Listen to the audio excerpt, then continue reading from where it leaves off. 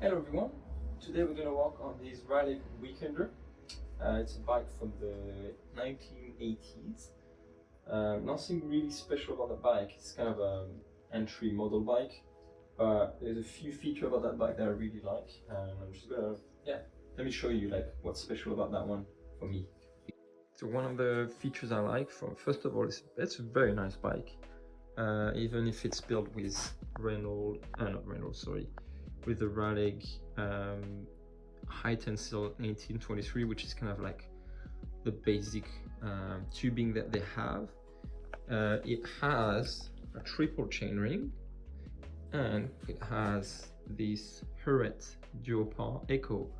The duopar is kind of I mean, it's quite hard to find nowadays, but it's a special derailleur that have a lower, I guess, pivot. I don't know. It's the design of it is made to like take a bigger cog, so that's a cool piece. And it uses the central power shifter, which I absolutely love. Those are some of my favorite shifter because they have like a ratchet mechanism. But yeah, that's kind of what's special about the bike. In terms of parts, we just get those double brake levers, which are not very efficient. The classic Weimann brake, the classic steel rims, and custom cranksets, pedals, I'm not sure, Zaxxerette from derailleur, saddle is Apollo, got a rack I'm gonna keep, Raleigh branded Seatpost bolt. But yeah, that's pretty much all about that bike.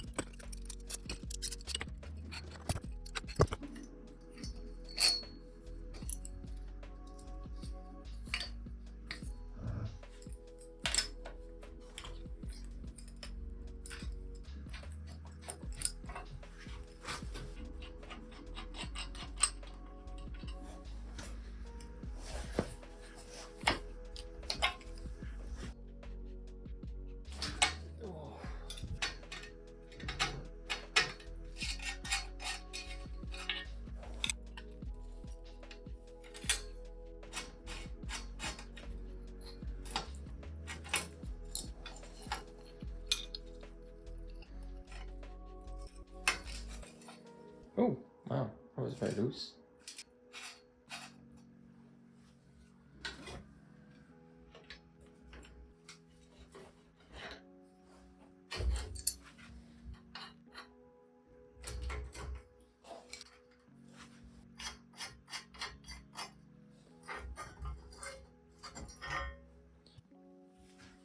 Okay, that was not too hard. There was nothing stuck or anything, which is good. And now I'm gonna do is I'm gonna clean the frame, clean all the parts, and yeah, I'll meet you when I rebuild the bike.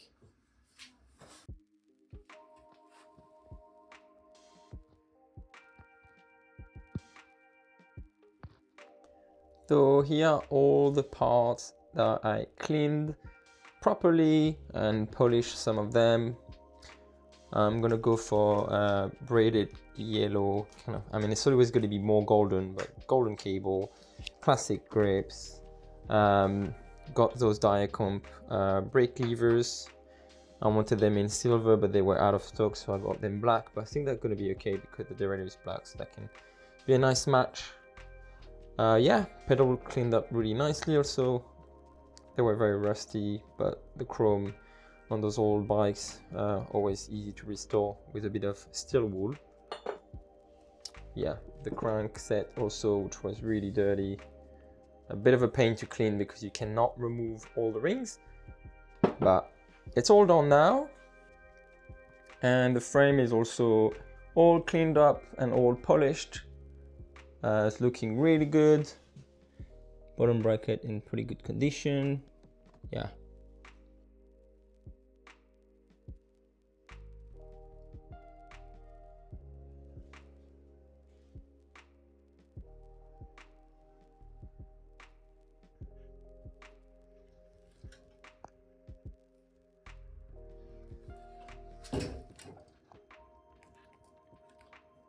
And I also cleaned the wheels.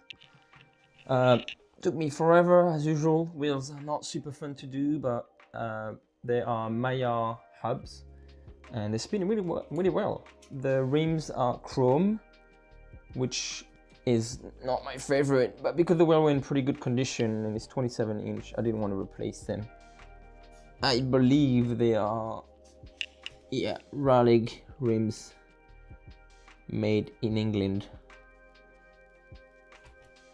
And the last things is mudguards. I'm gonna put mudguards on that bike, and I had those sets of I think they are Blue Mill mudguards. They actually came from the first bike I restored on this YouTube channel, but they were broken here. But I fixed that with put like some beer can that I cut and put epoxy underneath, and yeah. It's holding fine. I mean, obviously it's not as nice, but it's holding fine, and yeah, that's gonna do the job. So yeah, let's start the build. So we'll start with the headset.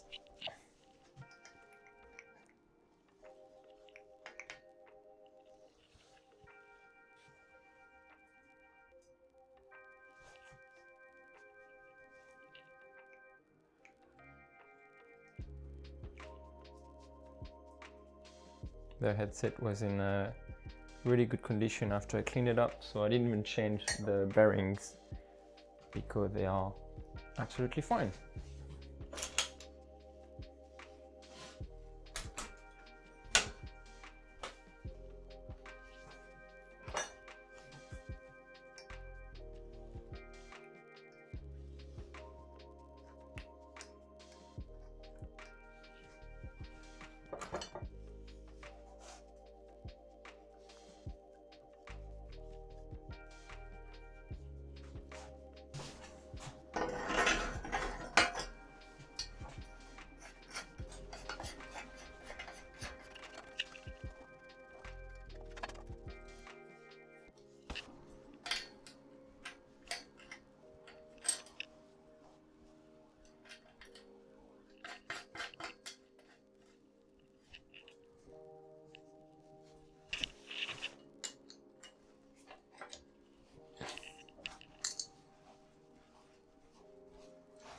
And now moving on to the bottom bracket.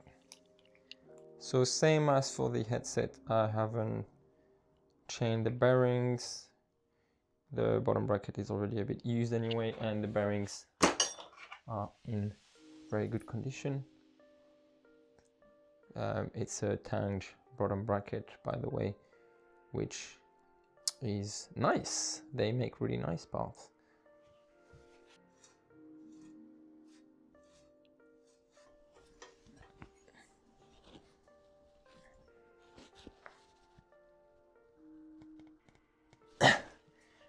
Nice.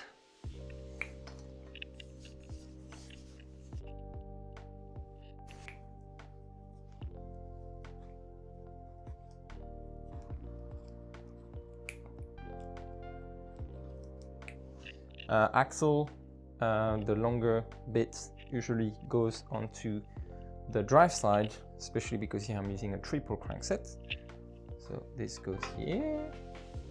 By the way, this is a British standard bottom bracket, which screw clockwise on the non-drive side and counterclockwise on the drive side.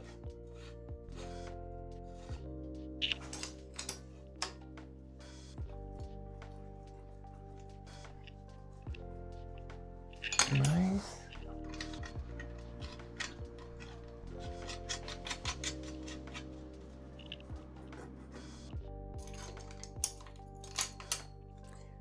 Always a bit fiddly to use those bottom brackets.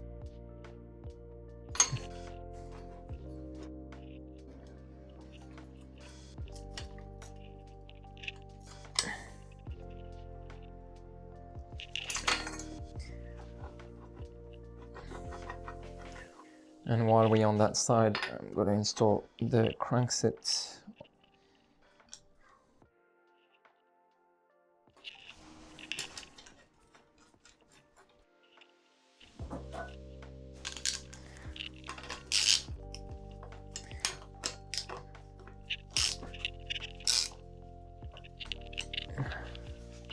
And the Raleigh cap.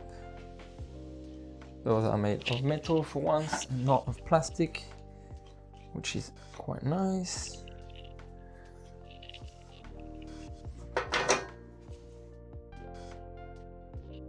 It's a shame you can't remove the rings on that crankset, because it's quite a nice crankset. I like the design of it. It's not high-end or anything, but definitely like look a bit different than what the other people used to do at that time. It has that black finish on the side and get this like raw metal on the front with the engraving of the logo. I think it's quite nice.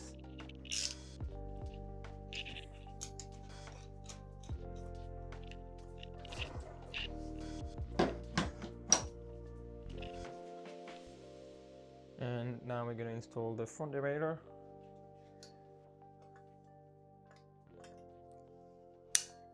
So usually you want like a 2-3 millimeter gap between the teeth and the cage of the derailleur. That's what I'm checking now.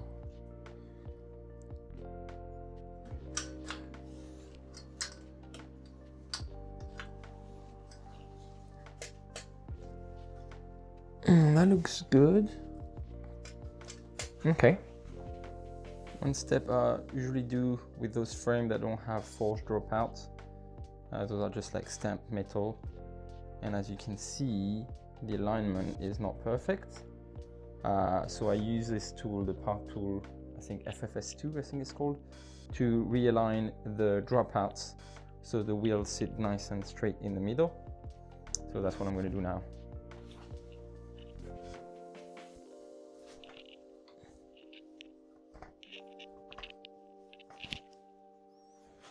It's part tool FFG2, by the way, not FFS2. And as you can see, after alignment, you know, this is much straighter. Will also allow the derailleur to not be bent, you know, either. So more precise shifting of all.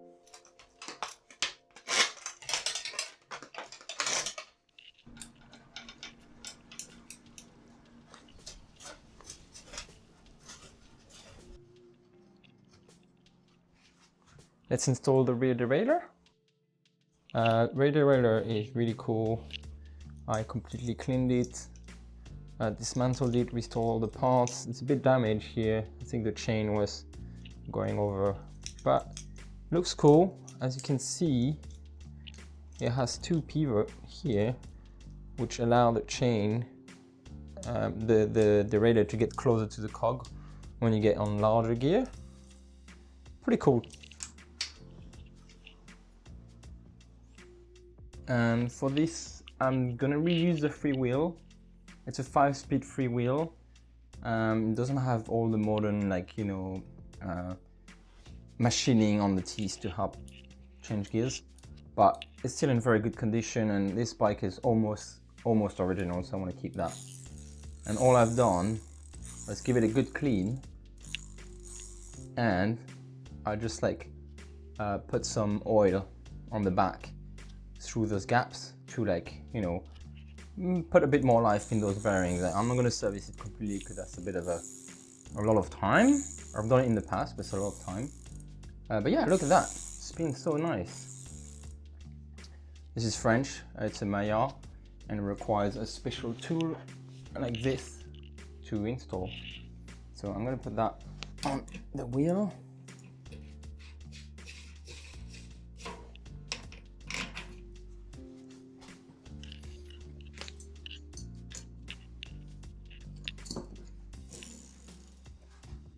All right, let's install the wheel.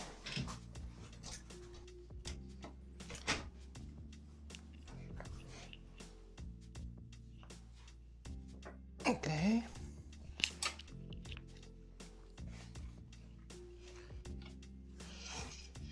And I'll just have to adjust the mudguard so it doesn't touch, but its feet looks good. I like it. So I just adjusted the mudguard and yeah, spins nice and free. Doesn't touch the mudguard. All good.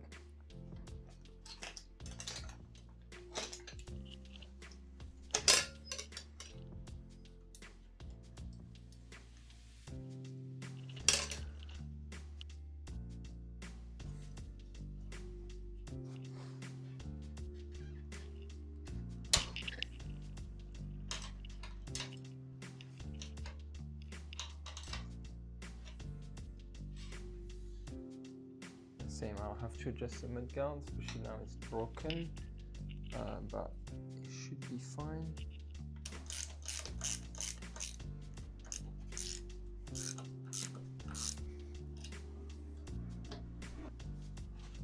So after a lot of fiddling around, I managed to fit this perfectly so it doesn't touch the mudguard. Let's install the handlebar. For this build, I am changing the original handlebar that was drop bar, and I'm fitting this Velour Orange porter bar. I think that would make this bike way more suitable for its use, which is going to be mainly city. So yeah, all are very nice bars. I was trying to fit them on my previous build, but they were not working really well with the brake. But with that build, I think it's going to be fine because I got shorter grips. Yeah, and I don't have any shifter on this handlebar. Oh, I love it. It looks so good. Look at that. And one part I bought for that build were those Diacomp brake lever. I just love Diacomp. It's one of those brands that makes really good quality product with like a retro look, but also mainly, you know, steel or alloy, aluminum, you know, products. Oh, that looks really good.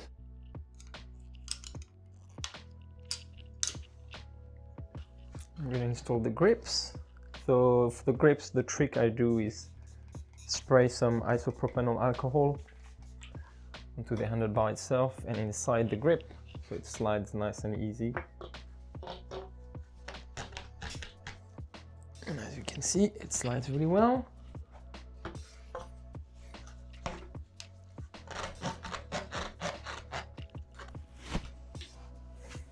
Nice. And I forgot to install the shifters, Suntool ratchet shifters. Really good shifters, some of my favorite shifters. Yeah, they work super well.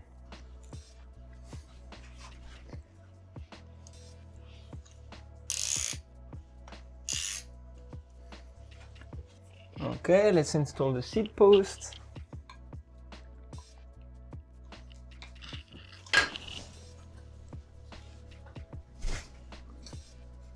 And for the saddle, I'm just using the one that came with the bike, this Apollo saddle. It's not the pretty still, I don't think it's period correct, but I don't have any other saddle. Maybe, I mean, this would be very nice with a Brook saddle. I'll see if I can maybe source one. But the problem with Brook saddle in London is they get stolen really fast, so I'm always hesitant to put one.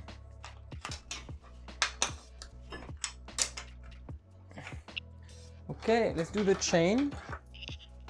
For the chain, same as for the cassette, the Freewheel, sorry, I am using a vintage chain. This is a French chain, Cedis. Super well made. Probably can't see in the camera. I had this in my spare parts, and you can't really use these with a modern cassette or Freewheel because this is much wider. But this is a 5-speed chain, and it's going to work really well with that bike since I'm keeping it almost all original.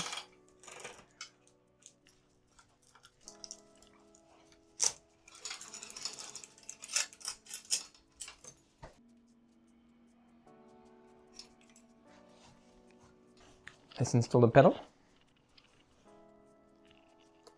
The pedals are, I'm not sure what brand it is, but they have a stamp made in Germany.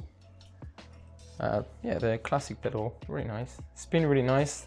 Same for the Freewheel. All I've done was drop a bit of oil because I couldn't remove the cap, so I can't service those. But yeah, it's spin really nice. They will last for a very long time. So after a bit of thinking, I am not gonna go for this. This is way too bling bling for that build.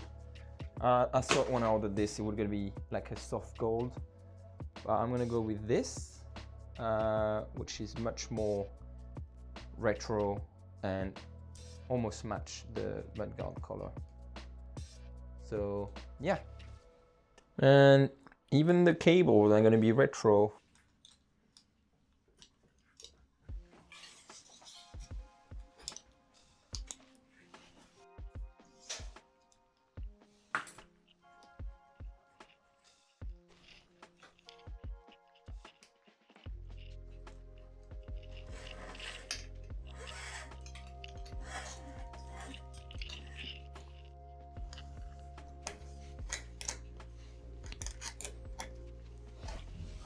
This is a trick if you want to center one of those old vinyl and brake.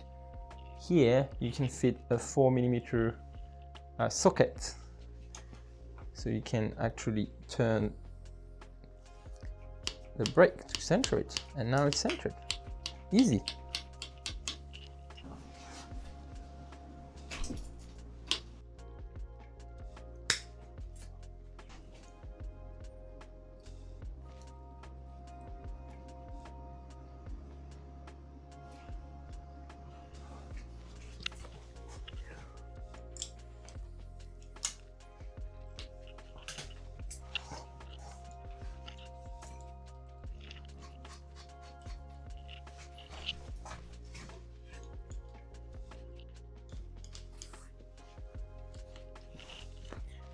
And again, as usual on this kind of build, I changed the routing from the cable going up down here to going back and up. The reason for that is to prevent water from going inside the housing.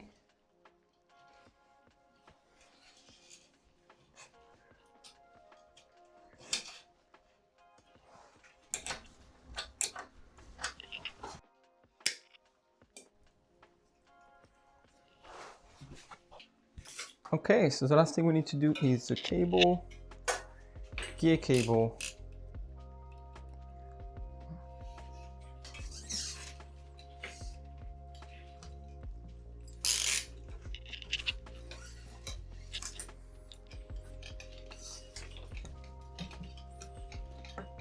Okay, and I am using brake housing for this, but because it's not indexed, it doesn't really matter. If you use index shifting, you need to use index housing, which is differently made. It goes through a cable guide underneath.